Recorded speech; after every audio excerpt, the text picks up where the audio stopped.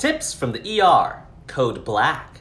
But Dr. Burke, what do you mean there's a live bomb inside that living man's chest? That's never happened in the history of hospital histories. Leave it to a medical TV show to put a bomb inside a person inside a hospital. If you hear code black, it means it's time to pick your motherfucking ass up and evacuate.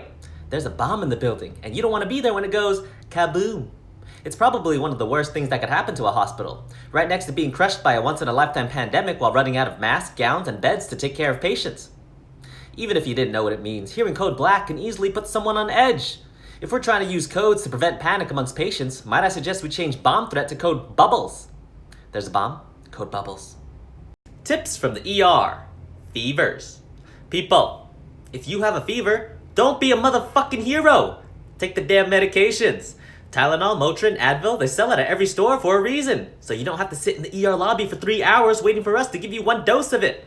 Parents, same to you. If little Johnny has a fever, give him the fucking meds. Don't let your baby suffer. You don't have to wait to prove to us that your kid is sick. We will believe you.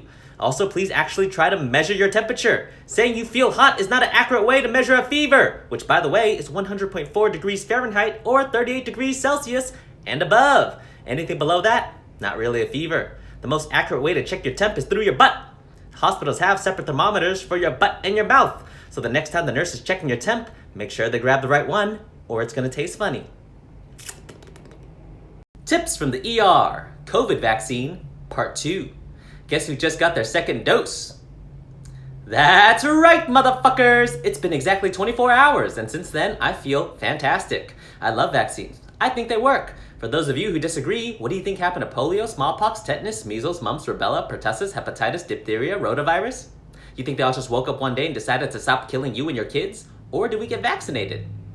If you're one of the ones that says you never got vaccinated and that you feel fine, that's because the rest of us got vaccinated and prevented anything from spreading to you. That's how it works. You're like the kid on the group project that does nothing, shows up at the end and goes, see guys, told you not to worry, everything's fine, we got an A. Yeah, because we did all the work.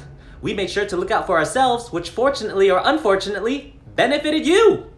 You're welcome, motherfucker. Tips from the ER. Choking. If you see someone's hands clutched to their throat and they're looking at you in a panic like something's wrong, but they can't tell you something's wrong because they can't talk or breathe, that's the universal sign for choking, which means it's time for you to put down the motherfucking hot dog and perform the Heimlich. You're gonna save this person's life.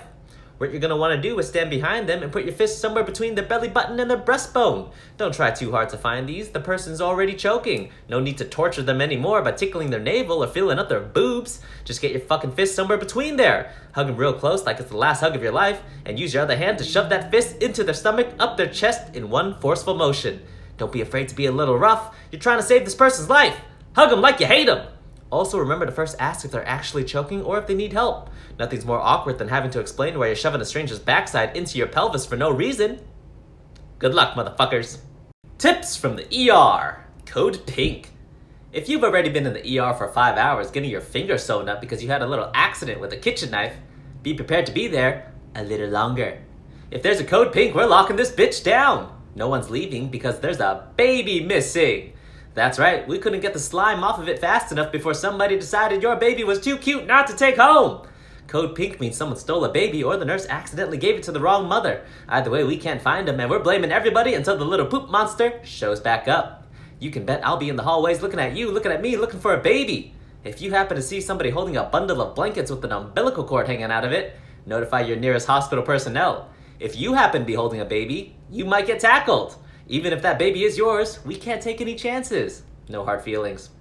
Code pink! Tips from the ER. Scrubs. Since the COVID pandemic, some hospitals decided it probably wasn't a good idea for healthcare workers to be around COVID patients all day and then leave the hospital with COVID-infested uniforms. So, what did they do? They began using uniform dispensers. It's these big machines that spit out clean scrubs like a vending machine.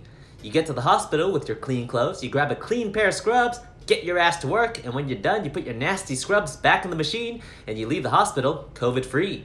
You get to go home to your family or your cat knowing that you did everything you could to keep them safe from your disgusting job. Because remember, on top of COVID, you're also getting blood, pee, poo, spit, vomit, bugs, and pus on your uniforms daily.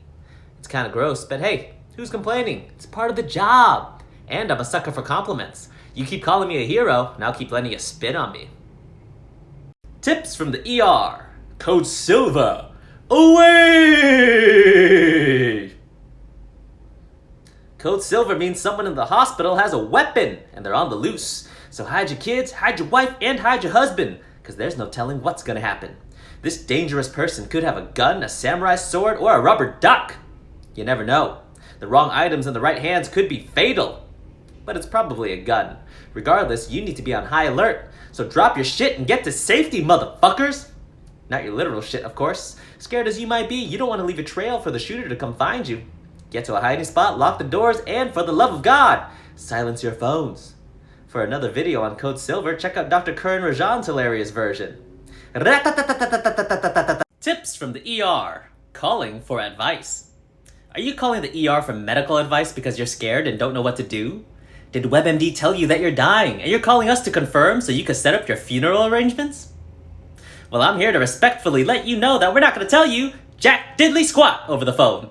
There's no way we're giving out medical advice without a proper medical assessment, and that means laying our pretty eyes and delicate hands on you. As much as we love listening to you explain your symptoms over the phone, there's no way we can give you an accurate evaluation from just your voice. You're going to have to come see us if you want our help. We're super needy like that. Besides, we don't want to get sued by your baby mama if you die at home from medical advice given over the phone. We'd rather have you die here, so we don't get sued. It's a quick visit, 1 to 2 to 6 hours. You never know. It's like ER roulette. How fun. Tips from the ER. HIPAA. Or the Health Insurance Portability and Accountability Act, but nobody calls it that. Ask any healthcare worker, they'd be lucky to get 3 out of 5 of those words. HIPAA's the reason we can't tell anybody about your naughty healthcare business without your knowledge or consent. If you accidentally get a condom stuck in you cheating on your wife or husband, don't you worry, your secret's safe with us. We're not going to tell them anything without your permission because of HIPAA. We will talk about it in the break room though, but we won't post it on social media. If your loved one was in an accident and you call the ER to check up on them, we're not going to tell you a damn thing over the phone because we have no fucking clue if you are who you say you are. We might tell you whether or not they're dying, but besides that, our lips are sealed. Don't be mad at us. Be mad at HIPAA. It's a reason so many healthcare workers get fired. You really want to know the craziest thing I've ever seen in the ER? I can't tell you, motherfuckers, because of HIPAA.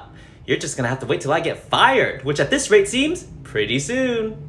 Tips from the ER. It's raining. You want to know how I know if you have a real emergency? If you manage to get your ass to the ER when it's raining. Because if there's one thing I've learned from working here, it's that you motherfuckers hate getting wet. Happens all the time when it rains. Half those emergencies that normally come to the ER suddenly don't need to come to the ER anymore, especially when the weather sucks. You will come if the pain is bad enough though. I figured out the formula. Pain equals ER visit times weather squared.